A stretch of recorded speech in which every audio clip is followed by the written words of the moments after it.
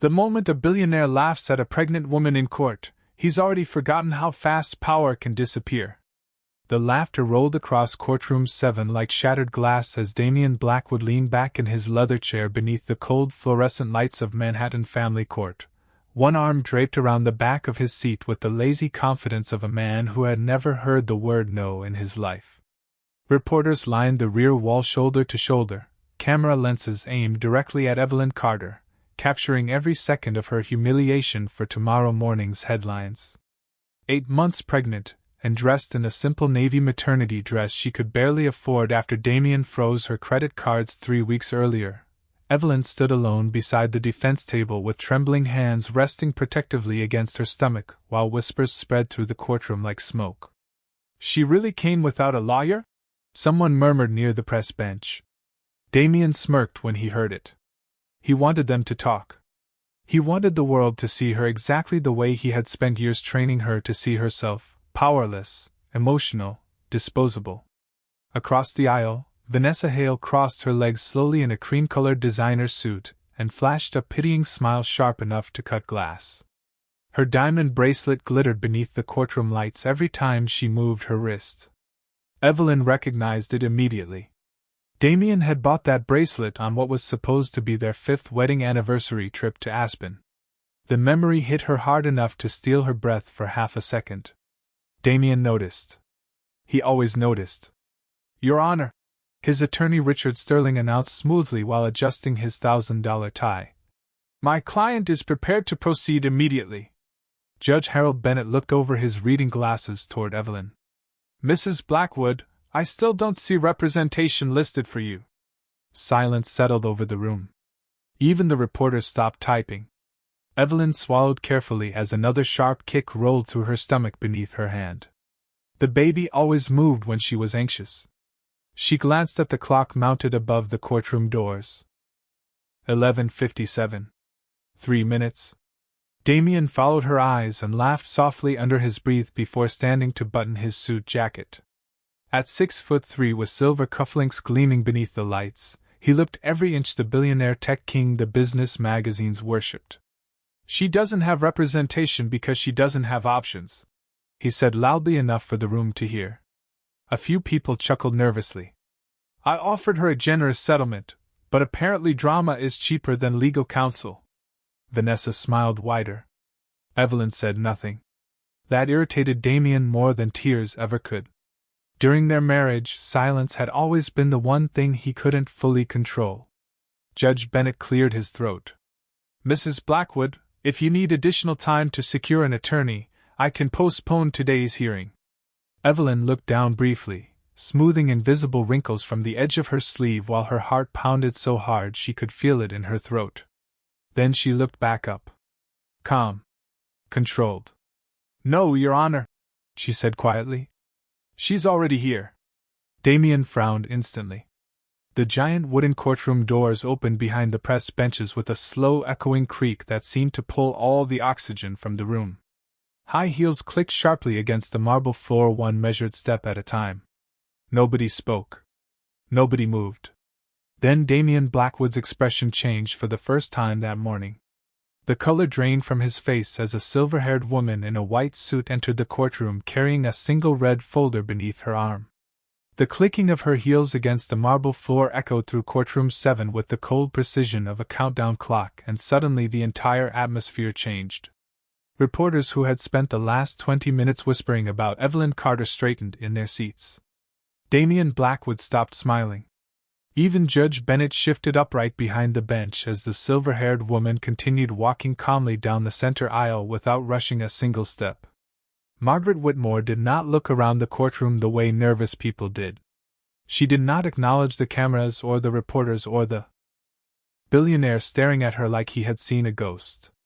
Her white suit was perfectly tailored, sharp against the dark wood walls and gray New York rain pressing against the courthouse windows. She carried only one red folder beneath her arm and a pair of reading glasses in her left hand. Nothing else. No assistants. No legal team. No performance. That was somehow the most terrifying part. Evelyn finally exhaled for the first time in almost an hour. Damian noticed that too. He watched his wife carefully as she lowered one trembling hand from her stomach and stood straighter beside the defense table. For weeks she had looked exhausted every time he saw her, pale and emotionally drained from the divorce negotiations he had carefully dragged through the press until public opinion turned against her. But now something in her expression had changed. Not confidence exactly. Relief. As if she had been holding her breath underwater and finally reached the surface. Margaret stopped beside Evelyn and gently touched her daughter's shoulder. "Did you eat this morning?" she asked quietly. The question sounded so normal that several reporters blinked in confusion. Evelyn nodded once. "A little." Margaret adjusted the sleeve of Evelyn's maternity coat with calm motherly precision before finally turning toward the judge. "My apologies for the delay, Your Honor. Traffic below Canal Street was impossible." Judge Bennett cleared his throat immediately. "Mrs. Whitmore." There was unmistakable respect in his voice now. Around the courtroom people began whispering fast enough that the room sounded like static. Younger reporters searched frantically through phones and tablets, while older attorneys exchanged looks that carried the same silent message. Margaret Whitmore. Damien felt his pulse begin to pound harder against his collar. He knew exactly who she was. 10 years earlier, Margaret Whitmore had prosecuted one of the largest financial fraud cases in Manhattan history, and dismantled a hedge fund empire worth nearly $2 billion without losing a single count in federal court. Business magazines used to call her the Ice Queen of Wall Street because she never raised her voice and never lost control. Damien remembered reading about her late at night, while building Blackwood Ventures during his first years in New York. Men with private jets and political connections feared Margaret Whitmore. And now she stood beside his wife. Vanessa leaned closer toward Damien. "Why is everyone staring at her?" she whispered nervously. Damien ignored the question because another realization had just landed harder than the first. Evelyn had never told him her mother's last name. During their marriage she barely spoke about family at all. He had assumed there was nothing important to say. "Mrs. Whitmore," Judge Bennett said carefully, "I was not informed you would be representing your daughter." Margaret offered a faint polite smile, while placing the red folder onto the defense table with surgical precision. "That was intentional, Your Honor." Damien's attorney Richard Sterling recovered first. He stood quickly and forced a professional smile toward the courtroom. "With respect, this appears highly irregular. Counsel cannot simply appear midway through proceedings without proper notice." Margaret finally looked directly at him, and the room fell silent again. Her blue eyes were calm. Empty almost. "Mr. Sterling," she said softly, "you billed Mr. Blackwood $480,000 over the last 6 weeks attempting to intimidate a pregnant woman into signing documents your client concealed from financial disclosure." Richard's face tightened instantly. Margaret opened the red folder slowly. Papers slid softly against paper inside the silent courtroom. "I would be very careful before using the word irregular today." Damien felt something cold settle into his stomach. For the first time since filing for divorce, he realized this hearing was no longer under his control. Margaret removed a thin stack of printed bank transfers and handed them directly to the bailiff. "Your Honor, before this hearing proceeds, I would like these entered into record along with emergency motions regarding concealed offshore accounts linked to Blackwood Ventures Holdings." The room exploded into whispers again. Reporters nearly climbed over each other reaching for phones. Damien stood abruptly. "That is ridiculous." His voice sounded sharper than intended. Margaret did not even look at him. "3 accounts in the Cayman Islands," she continued calmly. 2 in Zurich. 1 transferred $9.4 million 48 hours after your client filed for divorce. Judge Bennett's expression darkened immediately as he flipped through the documents handed to him. Vanessa's face drained of color. Richard Sterling turned slowly toward Damien. "You told me there were no undisclosed transfers." Damien opened his mouth, but another sound interrupted him first. The sharp vibration of his own phone against the courtroom table. Then another vibration. Then another. Message after message after message. He looked down instinctively, and felt the blood leave his face completely. Blackwood stock falls after federal leak. Investors request emergency board meeting. SEC comment requested. Across the courtroom, Margaret Whitmore finally placed her reading glasses on and spoke the words that made Damian Blackwood realize the morning he planned to destroy his pregnant wife had just become the beginning of his own collapse. "Your Honor," she said calmly, "this is not a divorce hearing anymore." The silence after Margaret Whitmore's final sentence felt heavier than the storm pressing against the courthouse windows outside. Nobody in courtroom 7 moved. Nobody even coughed. Judge Bennett slowly removed his glasses and stared down at the stack of financial records spread across his bench, while the fluorescent lights above reflected sharply against the polished wood. Damian Blackwood remained standing beside his attorney, but the confidence that had filled the room an hour earlier was gone now, replaced by something far more dangerous. Panic hidden beneath expensive tailoring. His phone continued vibrating against the defense table every few seconds like a heartbeat speeding out of control. He silenced it without looking away from Margaret. "This is a misunderstanding," Damian said finally, forcing calm into his voice. "Blackwood Ventures operates internationally. Those accounts are corporate assets." Margaret adjusted her reading glasses. With elegant precision. "Interesting." Her tone remained soft. "Then perhaps you can explain why one of those corporate accounts paid for Miss Vanessa Hale's condominium overlooking Central Park 6 months before your separation was filed." Vanessa froze beside the plaintiff table. The room erupted instantly. Reporters leaned forward so fast chairs scraped against marble. One camera flash exploded near the back wall. Damian turned toward Vanessa sharply. "Do not say a word." But Vanessa was already pale beneath her makeup. Her perfectly composed smile had disappeared completely now, replaced by the terrified expression of someone realizing they had walked into a war without understanding who the enemy really was. Judge Bennett raised his hand for order. "Enough. Everyone will remain seated." Margaret calmly slid another document from the red folder and handed it to the bailiff. "Your Honor, Exhibit 12 contains property records, wire transfers, and internal company communications showing Mr. Blackwood transferred marital funds through subsidiary accounts while publicly claiming financial losses during settlement negotiations." Damian's attorney grabbed the papers the moment they reached the table. Richard Sterling's eyes moved faster with every page. "Damian," he whispered tightly, "you told me these transfers were protected acquisitions." Damian's jaw tightened. "They are." "Then why is Vanessa's name attached to 3 of them?" Richard asked quietly. Across the courtroom, Evelyn watched everything in stunned silence while one hand rested protectively against her stomach. The baby kicked again beneath her navy dress, strong enough this time to make her inhale sharply. Margaret noticed immediately. Without looking away from the judge, she gently reached back and squeezed her daughter's hand once. That small gesture nearly broke Evelyn apart emotionally because it reminded her of being 12 years old after her first debate competition, terrified she would fail, while her mother stood calmly backstage holding her hand exactly the same way. Back then, Margaret Whitmore had still been famous across New York legal circles, appearing on magazine covers beside senators and corporate executives. But after Evelyn's father died unexpectedly from a heart condition, Margaret vanished from public life almost overnight. She turned down interviews, declined television appearances, left federal prosecution entirely. Damian had once asked Evelyn why her mother disappeared from the spotlight. Evelyn remembered his exact words now. "Nobody walks away from power unless they lose it."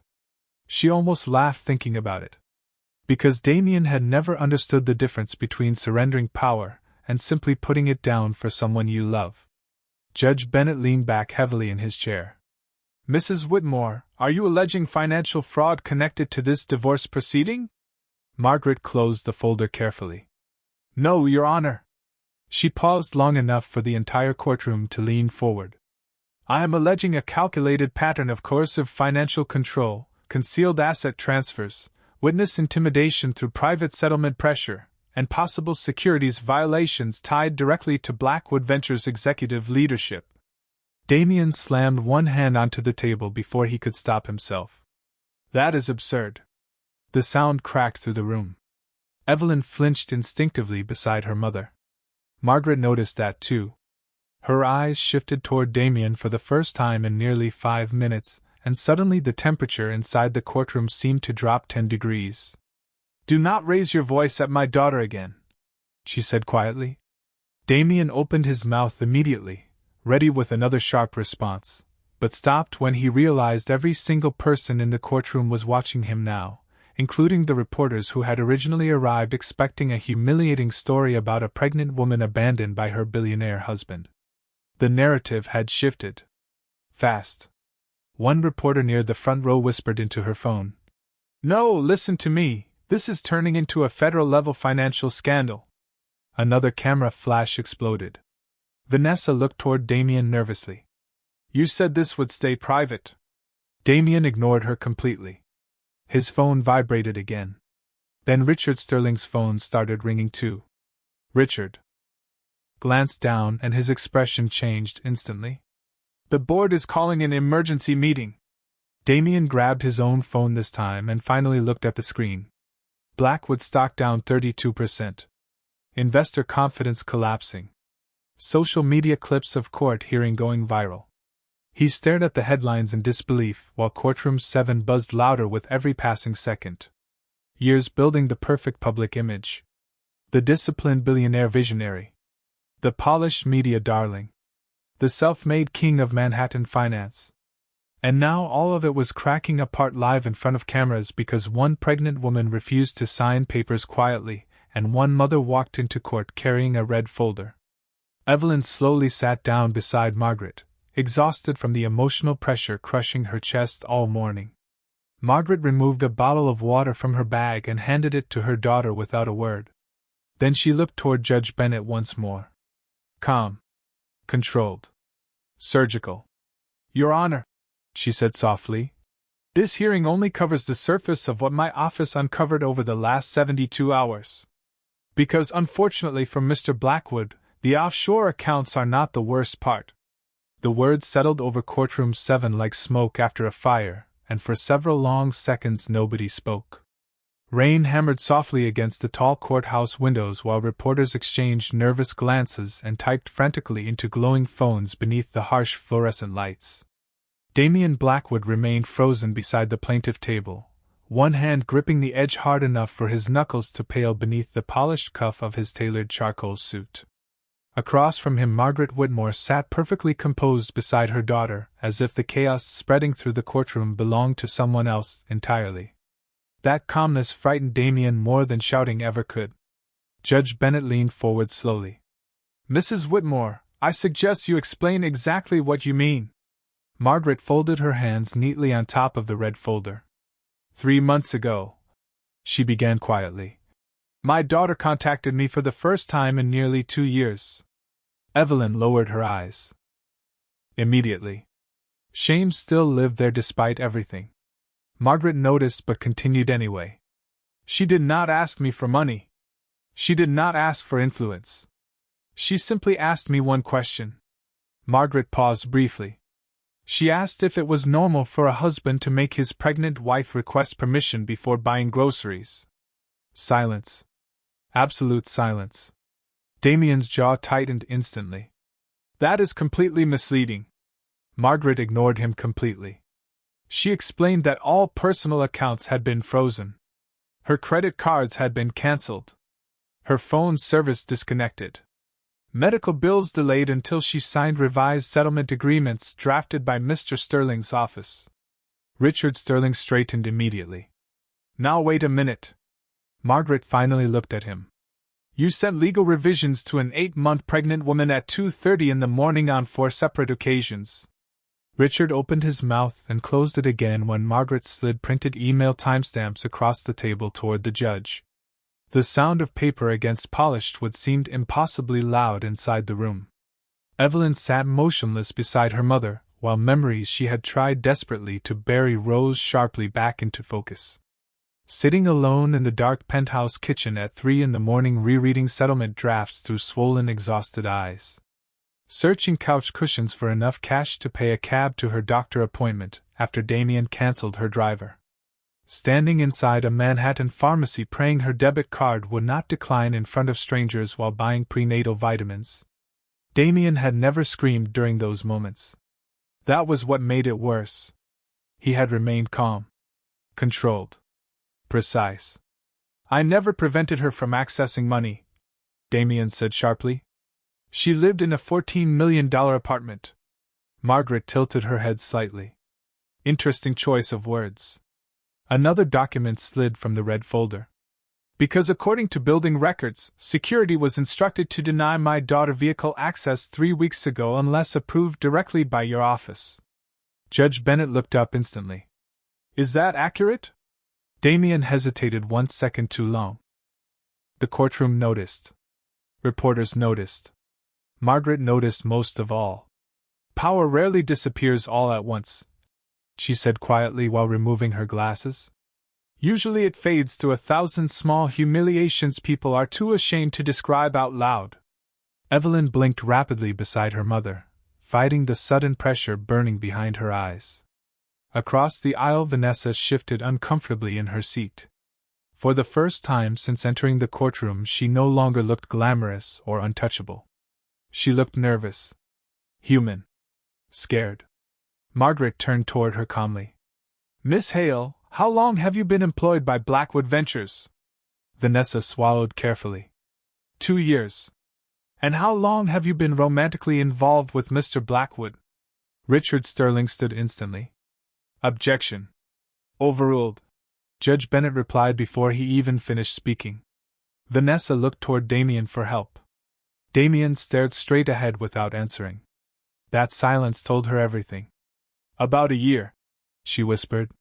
Margaret nodded slowly. "Interesting.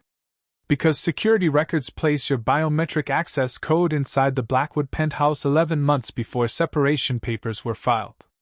Another ripple exploded through the courtroom. Damien slammed his phone face down against the table. "This has nothing to do with custody." Margaret's eyes lifted toward him again. Cold blue. Steady. "No, Mr. Blackwood. This has to do with pattern." She stood for the first time since entering the courtroom, and suddenly every reporter lifted their cameras higher. "A pattern of isolation. Financial pressure. Emotional manipulation. Public humiliation. All carefully maintained while your company promoted you as a visionary family man worth nearly $900 million. Damien laughed once under his breath, but the sound carried no confidence anymore. "You are trying to destroy my reputation." Margaret stepped closer to the center of the courtroom. "No." Her voice remained almost gentle. "You built this reputation yourself. I am simply removing the lighting." A reporter near the back quietly muttered, "Oh my God!" while typing fast enough his fingers blurred against the keyboard. Judge Bennett rubbed one hand across his forehead heavily. "Mrs. Whitmore, if there is evidence of coercive conduct tied to these proceedings, this court takes it very seriously." Margaret nodded once. "There is." She reached into the red folder again and removed a thin silver flash drive no larger than a stick of gum. Damien's face changed instantly. Real fear this time. Not irritation. Not arrogance cracking. Fear. Margaret held the drive between 2 fingers. "Because yesterday morning," she said softly, "someone anonymously delivered internal Blackwood Ventures audio recordings to my office." Damien stood so quickly his chair rolled backward across the marble floor with a violent scrape. "That recording is privileged." Margaret's expression never moved. "Actually," she replied calmly, "the recording was made inside your private office after you forgot your intercom system remained active." Evelyn looked toward Damien slowly while the room held its breath around them. Margaret handed the flash drive directly to the bailiff. "And unfortunately for Mr. Blackwood," she said, "the jury of public opinion has already started listening." The scrape of Damien Blackwood's chair across the marble floor still echoed through courtroom 7 when the bailiff carried the silver flash drive toward Judge Bennett. Every reporter in the room leaned forward at once, phones raised, fingers hovering above keyboards like gamblers waiting for the final card to hit the table. Outside the courthouse windows, Manhattan disappeared beneath sheets of cold rain, gray water streaking against the glass while thunder rumbled faintly over the city skyline. Inside, nobody cared about the storm anymore. The real disaster was unfolding under fluorescent lights beside the plaintiff table where one billionaire suddenly looked far less untouchable than he had an hour earlier. "Your Honor," Richard Sterling said quickly, recovering enough composure to stand again. "We strongly object to any unauthorized recordings being entered into proceedings without authentication." Margaret Whitmore remained perfectly calm. "The recording has already been authenticated." Richard blinked. "By whom?" Margaret reached into the red folder once more and removed a folded letter with the seal of a private forensic audio lab printed across the top. "By the same forensic analysts used by the United States Attorney's Office during the Halstead Securities prosecution." A ripple moved through the courtroom immediately. Older reporters recognized the name. So did Damien. 12 years earlier, Halstead Securities collapsed after one leaked audio recording exposed executives manipulating internal earnings reports. Margaret Whitmore had prosecuted that case personally. Damien suddenly realized this entire morning had not been improvised. It had been prepared carefully, quietly, methodically. He turned toward Evelyn for the first time since the hearing began. "How long have you been planning this?" Evelyn looked exhausted beneath the courtroom lights, but her voice stayed steady. "I was not planning anything." She paused softly. "I was surviving." Something about the simplicity of that answer hit harder than any accusation. Even the reporter stopped typing for half a second. Damien looked away first. Judge Bennett examined the authentication documents while the bailiff connected the flash drive to the courtroom media system. The faint hum of electronics filled the room. Vanessa Hale shifted nervously beside Damien, twisting the expensive diamond bracelet around her wrist over and over until the metal clicked softly against itself. "Damien," she whispered, "tell me this is not what I think it is." Damien did not answer because he already knew exactly what recording Margaret possessed. 2 weeks earlier, inside his private office at Blackwood Ventures, he had lost patience during a late-night strategy meeting with Richard Sterling after learning Evelyn refused to sign the revised custody agreement. He remembered pacing beside the windows overlooking downtown Manhattan while rain hit the glass almost exactly the way it did now. He remembered saying things he assumed nobody outside the room would ever hear. Margaret folded her hands neatly while Judge Bennett nodded toward the bailiff. "Play it." Static crackled softly through the courtroom speakers. Then Damien's voice filled the room clear enough to freeze the air. "She is emotional, isolated, pregnant, and completely dependent on me financially. Keep pressuring her until she signs." Every camera in the courtroom lifted at once. Damien closed his eyes briefly. Too late. The recording continued. Richard Sterling's voice entered next. "Public sympathy could become a problem if this reaches trial." Damien laughed quietly through the speakers. "Then make sure she cannot afford a trial." Vanessa's face lost all remaining color. Across the courtroom, Evelyn stared down at her folded hands while the recording played on, each sentence sounding colder and crueler than she even remembered. She had spent months convincing herself she was exaggerating his behavior. Sensitive. Emotional. Hormonal. That was what Damien always called her whenever she cried after another humiliating argument, or another cancelled doctor appointment, or another night eating alone in the penthouse while gossip sites posted photographs of him beside Vanessa at charity galas. But hearing his own voice describe her like a business obstacle instead of his wife finally shattered something inside her permanently. The speakers crackled again. "If she fights custody," Damien's recorded voice continued, "we question her emotional stability. She has no resources, no support system, and no lawyer." Silence crashed over the courtroom after the audio stopped. Nobody moved. One reporter near the front row slowly lowered his phone and whispered, "Jesus Christ." Judge Bennett stared directly at Damien for several long seconds. "Mr. Blackwood," he said carefully, "do you deny making these statements?" Damien stood motionless beside the plaintiff table while dozens of cameras waited for his answer. His expensive suit suddenly looked too tight around the collar. Too polished. Too artificial. For years he had controlled every room through confidence alone. Investors trusted him because he never looked uncertain. Employees feared him because he never looked weak. But now the mask was slipping apart live in front of everyone. "Those comments were taken out of context," he said finally, though even he could hear how hollow the words sounded. Margaret almost smiled. "Almost. Context is a fascinating thing," she replied softly. "Especially when people finally hear the truth in your own voice." The courtroom doors suddenly opened again, and a young court clerk hurried quickly toward Judge Bennett carrying a printed document in trembling hands. The judge scanned the paper once, then a second time much slower. His expression darkened immediately. "Mr. Blackwood," he said quietly, "I have just been informed federal regulators formally opened an emergency inquiry into Blackwood Ventures 20 minutes ago." The room exploded. Reporters surged to their feet. Camera flashes burst like lightning across the walls. Vanessa grabbed Damien's arm in panic. "What does that mean?" Damien pulled away sharply, staring at the judge in disbelief. "That is impossible." But deep down he already knew it was not impossible. Because the moment Margaret Whitmore walked through those courtroom doors carrying that red folder, his empire had stopped being protected by money and started being exposed by truth. And in Manhattan, nothing collapsed faster than a billionaire once people stopped believing his story.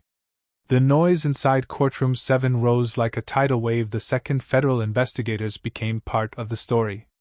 Reporters rushed toward the hallway outside trying to secure live updates, while camera flashes burst nonstop against the dark wood walls. Somewhere near the back row a producer shouted into her headset that every major financial network in Manhattan was already interrupting programming to cover the collapse of Blackwood Ventures in real time. But at the center of the storm Damien Blackwood stood perfectly still, staring at the floor as though the marble beneath his polished Italian shoes might suddenly crack open and swallow him whole. The billionaire who once controlled entire boardrooms with a single glance now looked like a man trying desperately to remember how breathing worked. Judge Bennett raised his voice sharply above the chaos. "Order! Right now!" The room quieted slowly though phones still buzzed nonstop across every table. Margaret Whitmore remained seated beside Evelyn with one hand resting lightly over the red folder, while her daughter leaned back carefully in the chair, exhausted from the pressure crushing down on her chest. The baby moved again beneath her dress and she instinctively placed both hands against her stomach. For months that small movement had been the only thing reminding her to keep going. Damien noticed the gesture from across the aisle. Something flickered briefly across his face then. Not love. Not remorse exactly. Recognition perhaps. Recognition that somewhere along the way he had stopped seeing his wife as a human being and started viewing her like a complication standing between himself and the future he wanted. Vanessa finally stood from her chair, her voice trembling beneath the fluorescent lights. "Damien, you told me everything was handled." Several reporters immediately pointed cameras toward her. Damien looked furious now, but the anger lacked force because fear kept bleeding through it. "Sit down, Vanessa." "No." Her eyes glistened suddenly. "You promised none of this could ever touch me." Margaret quietly removed another sheet of paper from the red folder without even looking up. "Unfortunately for Miss Hale," she said calmly, "her signature appears on 2 Shell Corporation transfers connected to the Zurich accounts." Vanessa's knees nearly gave out beneath her. "What?" Damien closed his eyes briefly. That silence answered the question better than words ever could. Vanessa stepped backwards slowly as if the entire courtroom had become unstable beneath her heels. "You used my name?" Damien's jaw tightened. "It was temporary." One reporter whispered loudly enough for nearby cameras to capture it. "Oh my God, he buried assets through the mistress." Across social media clips from the hearing were already spreading at impossible speed. Headlines flashed across phones throughout the courtroom. Billionaire divorce hearing turns into financial scandal. Secret recordings shake Wall Street executive. Pregnant wife's mother exposes millions in hidden funds. Evelyn saw one reporter staring at her with something new now. Not pity. Respect. That almost hurt more than the humiliation had. Because she realized how invisible she had become. during her marriage. People only noticed her once she finally stood beside someone powerful enough to force the world to listen. Judge Bennett adjusted the papers before him slowly. Mr. Blackwood, based on what has been presented today, this court is issuing an immediate temporary freeze on disputed marital assets pending federal review. Damien looked up sharply. You cannot do that. I absolutely can. The judge's voice turned cold. And considering the evidence of concealed transfers and coercive financial conduct, I strongly suggest you stop interrupting this court. Damien laughed once beneath his breath, but it sounded exhausted now. Defeated almost. This entire hearing is turning into a circus. Margaret finally looked directly at him again. No, Mr. Blackwood. Her voice remained soft enough to force everyone else into silence. A circus requires illusion. This is exposure. The words landed hard enough that even the reporters stopped moving for a moment. Damien stared at her across the courtroom and suddenly remembered the first time he met Evelyn 6 years earlier at a charity fundraiser in Boston. She had been standing alone near a balcony wearing a dark green dress and laughing softly at something another guest said. She looked nothing like the women who usually surrounded powerful men in Manhattan. No performance. No ambition hidden behind compliments. Just warmth. Real warmth. Back then Damien thought marrying someone gentle would make his life quieter. Easier. He never expected kindness to become the one thing he could not dominate. Evelyn slowly rose from her chair despite the exhaustion weighing down her body. Margaret immediately steadied her elbow. You should sit, she whispered. Evelyn shook her head softly. Then, for the first time since entering courtroom 7 that morning, she looked directly at Damien without fear. The room sensed a shift instantly. Cameras lifted again. You kept telling everyone I was weak, Evelyn said quietly. Damien did not answer. Do you know what the worst part was? Her voice trembled slightly but held together. It was not the money. It was not the cheating. It was watching myself become smaller every day. Just so you could feel bigger. Silence swallowed the courtroom whole. Damien opened his mouth slowly, but no words came out. Because for the first time in years nobody in the room was waiting to hear from the billionaire. They were listening to the woman he spent months trying to silence. Margaret gently squeezed her daughter's hand once more while thunder rolled outside over Manhattan. Then the courtroom doors opened again and 2 men in dark federal jackets stepped inside holding sealed documents in their hands. And when Damien Blackwood saw the letters FBI stitched across one jacket pocket, the last trace of confidence finally disappeared from his face. The moment the 2 federal agents stepped into courtroom 7, the energy inside the room shifted completely. The reporters stopped whispering. The lawyers stopped pretending this was still only a divorce hearing. Even the rain outside seemed quieter now, reduced to a soft, steady rhythm against the courthouse windows while every eye locked onto the dark jackets crossing the marble floor. One of the agents approached the bench and handed Judge Bennett a sealed packet without speaking.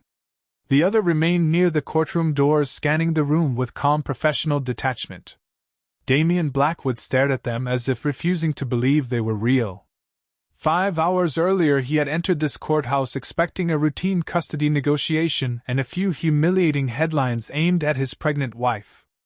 Now federal investigators were standing 10 feet away while financial networks across the country discussed whether his billion-dollar empire would survive the week.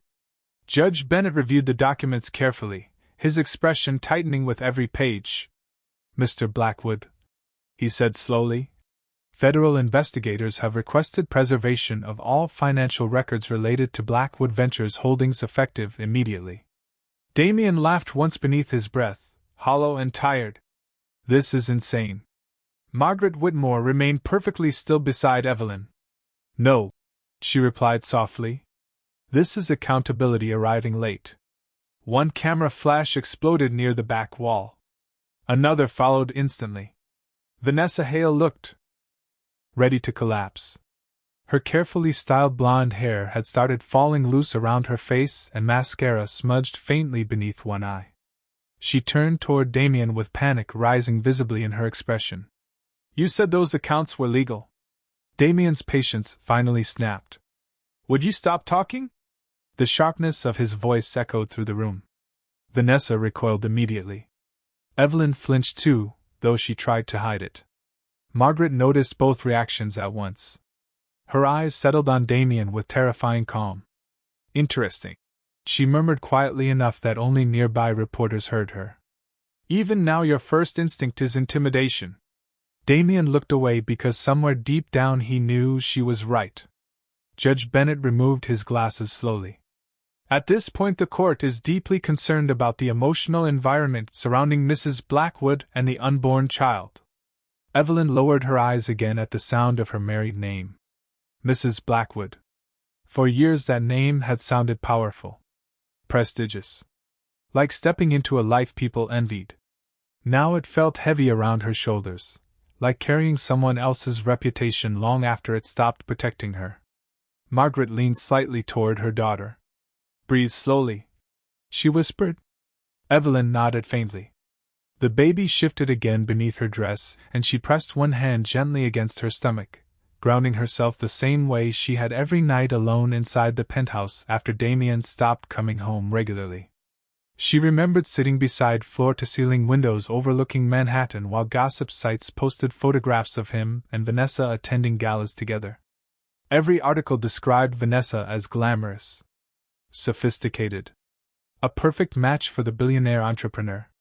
Meanwhile, Evelyn became invisible even before the marriage officially collapsed. Damien suddenly straightened beside the plaintiff table as though remembering who he used to be. Your Honor, he said firmly, none of this changes the fact that I built Blackwood Ventures from nothing. I employ over 4,000 people. One manipulated hearing should not erase 20 years of success. Margaret finally stood again. You are correct, she said calmly. Success is not erased by one hearing. She paused just long enough for silence to settle across the courtroom again. Character is. The sentence landed harder than any accusation so far. Even Damien seemed unable to respond immediately. Margaret stepped closer toward the center aisle beneath the cold courtroom lights, her white suit almost glowing against the dark wood walls. You built a company, she continued softly. But while building it, you slowly convinced yourself human beings were assets to control instead of people to protect. Damien's jaw tightened. You do not know anything about me. Margaret's expression never changed. I know your wife was afraid to buy groceries without permission. Silence. I know she attended prenatal appointments alone because your schedule mattered more. Another silence. And I know the woman carrying your child sat in a dark apartment wondering if she deserved to be treated this way because you spent years teaching her to doubt her own worth. Evelyn closed her eyes briefly as tears threatened again. Not because the words were cruel. Because they were true. Across the room several reporters had stopped typing entirely now, listening instead. One older female journalist slowly lowered her camera and looked directly at Evelyn with visible heartbreak. Damien noticed that too. The public sympathy he once controlled so easily was slipping away in real time. His phone buzzed again. Then again. Finally he grabbed it and looked down. Blackwood Board calls emergency confidence vote. Major investors withdraw support. Social media backlash grows after court audio leak. Damien stared at the screen while the room blurred faintly around him. Years of strategy. Networking. Interviews. Private flights. Award ceremonies. Magazine covers. He had spent his entire adult life building an image powerful enough to protect him from consequences. And now it was collapsing because one woman stopped suffering quietly and another woman walked into court carrying the truth in a red folder. Judge Bennett cleared his throat heavily. Given the federal inquiry and evidence presented today, temporary primary custody. Rights following birth will remain with Mrs. Blackwood pending further review. Vanessa looked stunned. Richard Sterling looked exhausted. But Evelyn looked confused more than anything else, as though she could not quite process hearing someone in authority finally choose her side. Damien slowly lifted his eyes toward her across the courtroom. For one brief moment he looked less like a billionaire and more like a man realizing too late exactly what he destroyed. Then Margaret Whitmore spoke one final sentence that froze the room colder than the storm outside. And unfortunately for Mr. Blackwood, she said softly, the financial investigation is still not the secret most likely to end his career. The sentence hung over courtroom 7 like the final crack before a building collapses. Reporters froze mid-typing. Camera flashes stopped. Even the federal agents standing near the doorway looked toward Margaret Whitmore with sharpened attention because everyone in the room understood one thing instantly. A woman like Margaret did not make dramatic statements unless she already possessed proof. Damien Blackwood slowly straightened beside the plaintiff table, but the movement looked forced now, like someone trying to stand tall while the ground disappeared beneath him inch by inch. What secret? He asked carefully. Margaret looked at him for a long moment before answering. Outside, thunder rolled low over Manhattan while rainwater streaked across the courthouse windows in silver lines. 3 years ago, she said softly, Blackwood Ventures launched the Harbor Point Redevelopment Initiative in Brooklyn. Damien's expression changed immediately. Small. Fast. But Margaret noticed. The project that transformed you from wealthy to untouchable. She continued. The project every business magazine called the future of luxury urban housing. Richard Sterling looked sharply toward Damien. What does Harbor Point have to do with this? Margaret removed one final stack of documents from the red folder. Unlike the financial records, these pages looked older. Weathered almost. Because 6 months before construction began, she said calmly, internal environmental reports discovered dangerous contamination levels beneath the Harbor Point site. The courtroom went completely silent again. Evelyn slowly looked toward Damien, confusion crossing her exhausted face. She remembered that project well. Damien used to call it his masterpiece. The deal that finally placed him beside the biggest names on Wall Street. Every interview. Every magazine cover. Every gala. Harbor Point made him famous.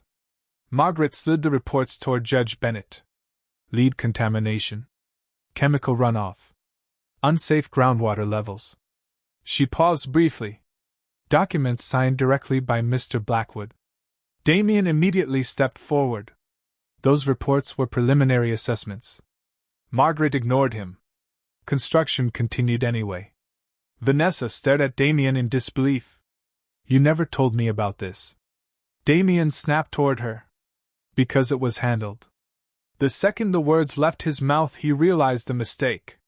Margaret's expression barely changed, but several reporters inhaled sharply at once. One of the federal agents near the doorway quietly picked up his phone. Judge Bennett examined the reports slowly while the room held its breath around him. Mrs. Whitmore, he said carefully, are you suggesting Mr. Blackwood knowingly approved development on contaminated property? No, Margaret replied softly. I am stating that he buried the reports, silenced internal objections, and approved construction after being warned the contamination could eventually affect residents. Damien laughed suddenly, but the sound carried desperation now instead of arrogance. This is absurd. Harbor Point passed every city inspection. Margaret's blue eyes lifted toward him again. Calm. Steady. Deadly. Yes, she said quietly. After inspectors received anonymous consulting payments routed through one of your offshore subsidiaries. The courtroom exploded. Reporters surged from their seats shouting questions over one another while camera flashes burst nonstop across the walls. Judge Bennett slammed his gavel repeatedly demanding order, but nobody listened anymore because the story had just transformed from scandal into catastrophe. Blackwood Ventures was no longer simply collapsing. Financially, its entire foundation was becoming toxic in real time. Damien turned pale beneath the fluorescent lights. Richard Sterling stepped away from him instinctively. Vanessa looked physically ill. Evelyn sat frozen beside her mother while pieces of her marriage suddenly rearranged themselves inside her mind. The late-night phone calls Damien used to take behind closed doors. The panic after one former executive abruptly resigned. The months he barely slept during Harbor Point negotiations. She used to believe the distance came from ambition. Stress. Pressure. Now she understood something much darker. He had not been protecting success. He had been protecting secrets. Margaret closed the red folder slowly for the first time all morning. "There is more," she said quietly, and somehow those 3 words frightened the room more than anything else she had revealed. Damien shook his head immediately. "No!" The single word cracked from him before he could control it. Margaret looked directly at him. "One former Blackwood Ventures analyst attempted to report the contamination internally." Evelyn felt cold suddenly. "What happened to them?" Margaret's voice softened slightly when she answered. "They disappeared from the company within 48 hours. Career destroyed. Reputation buried. Every executive in your husband's orbit learned the same lesson after that." She turned back toward Damien. "Silence keeps wealth alive." Damien looked exhausted now. Older somehow. Like the carefully polished billionaire image had finally peeled away, leaving only a frightened man underneath. "You have no idea how this world works," he muttered. Margaret almost smiled then, but there was no warmth in it. "Actually, Mr. Blackwood, I know exactly how this world works." She stepped closer beneath the cold courtroom lights. "Powerful men convince themselves consequences are negotiable because money has protected them for too long." Silence swallowed the room again. One reporter near the back whispered shakily, "This is going to destroy him." Damien heard that. Everyone did. For the first time all day he looked toward Evelyn, not with anger, not with superiority, but with something dangerously close to regret. Evelyn met his eyes quietly across the courtroom. The man standing there barely resembled the one she married 6 years earlier beneath crystal chandeliers in Connecticut, while newspapers called them Manhattan's golden couple. Back then Damien used to kiss her forehead every morning before work and promise they would build a beautiful life together. Somewhere between billions of dollars and endless ambition he stopped seeing people as people. They became leverage. Protection. Obstacles. Assets. Even her. Especially her. Judge Bennett finally set the documents down heavily. "Mr. Blackwood," he said slowly, "this court is officially referring these materials to federal investigators effective immediately." The words landed like a death sentence. Damien closed his eyes briefly while outside the storm over Manhattan finally broke completely, rain crashing harder against the courthouse windows as if the entire city itself had started listening. Rain flooded the courthouse steps in silver waves by the time the hearing finally ended nearly 4 hours later. News vans lined the street outside Manhattan Family Court bumper to bumper, satellite dishes pointed toward the dark storm clouds hanging low above the skyline while reporters crowded beneath umbrellas waiting for the doors to open. Inside Courtroom 7 the energy had changed completely from that morning. The laughter was gone. The arrogance was gone. Even the fluorescent lights seemed colder now, reflecting across empty coffee cups, abandoned legal pads, and shattered reputations. Damien Blackwood remained standing near the plaintiff table long after most people had started packing their things. His tie hung loose around his collar. His expensive suit looked wrinkled for the first time anyone could remember. Across every financial network in America, analysts were discussing whether Blackwood Ventures would survive the federal investigation. Investors were already fleeing. Board members stopped answering his calls. And somewhere online millions of strangers were replaying the leaked courtroom audio of a billionaire describing his pregnant wife like a problem to eliminate. The empire had not collapsed all at once. It had cracked slowly under truth until there was nothing left holding it upright. Vanessa Hale left first. She walked past Damien without saying goodbye, mascara smudged faintly beneath tired eyes while reporters shouted questions from the hallway outside. She did not answer a single one. Richard Sterling followed minutes later carrying 2 cardboard boxes filled with legal files from the table. Before leaving he paused beside Damien one final time. "You should prepare for subpoenas," he said quietly. Damien stared ahead at the empty judge's bench. "Are you still representing me?" Richard hesitated. That hesitation answered everything. "I think you need a criminal defense attorney now." Then he walked away too. Damien remained alone beneath the cold courtroom lights while federal agents quietly spoke with courthouse officials near the rear doors. For the first time in 20 years, nobody was standing beside him because nobody knew if standing beside Damian Blackwood still benefited them anymore. Power was loyal only while it remained powerful. Evelyn slowly gathered her coat beside the defense table, while Margaret Whitmore signed several final documents, with calm efficiency. The exhaustion in Evelyn's body felt almost unbearable now. Her lower back ached. Her feet throbbed beneath her shoes. But beneath all of that pain something else existed too. Lightness. Strange, unfamiliar lightness. Like she had spent years carrying invisible weight without realizing how heavy it truly was until someone finally lifted it away. Margaret noticed her daughter staring quietly toward the rain outside. "You did well today," she said softly. Evelyn almost laughed. "I barely spoke." Margaret placed the red folder gently into her leather bag. "Sometimes surviving long enough to tell the truth is more difficult than speaking." Evelyn looked down at her hands. The wedding ring was gone now. She removed it 3 weeks earlier after sitting alone inside the penthouse nursery while Damien attended another charity gala with Vanessa. She remembered staring at the empty crib for almost an hour before finally understanding something painful.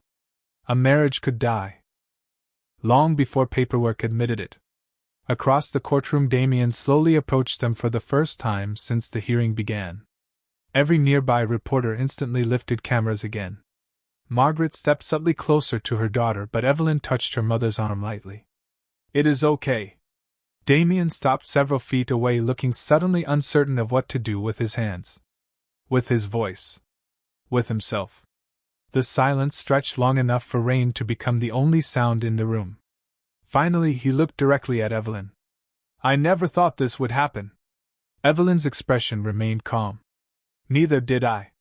Damien swallowed hard. "I did love you." Margaret said nothing. She simply watched him the way experienced prosecutors watch witnesses deciding whether honesty has finally arrived too late. Evelyn held Damien's gaze quietly. "Maybe you did once." The answer hurt more because it was gentle. Damien glanced toward her stomach where the baby shifted beneath the fabric of her coat. His child. Their child. A future he almost destroyed chasing control over everything else. "Will I still get to know the baby?" he asked softly. Evelyn looked toward the courthouse windows where rain blurred Manhattan into silver and gray beyond the glass. For years she had shaped herself around Damien's moods, Damien's schedule, Damien's ambitions. Every decision became smaller and smaller until she barely recognized herself anymore. But standing beside her mother beneath the cold courtroom lights, she finally understood something powerful. Protecting peace sometimes meant walking away from people who only valued your silence. She looked back at Damien. "That depends on the man you become after today." Damien lowered his eyes because deep down he knew the billionaire version of himself was already disappearing. Not because of the investigation. Not because of the money. Because for the first time in his life nobody feared him enough to protect his illusions anymore. Margaret stepped forward then, elegant and composed as always. "Come on, sweetheart," she said softly to Evelyn. "Let us get you home before this storm gets worse." Evelyn nodded, and together the two women walked toward the courtroom doors while cameras flashed endlessly from the hallway outside.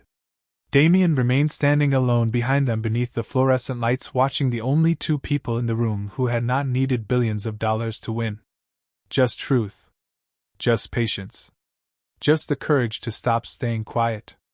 And as the heavy courthouse doors slowly closed between them, Damien Blackwood finally understood the one lesson money could never teach powerful men fast enough. Some women do not become dangerous when they scream.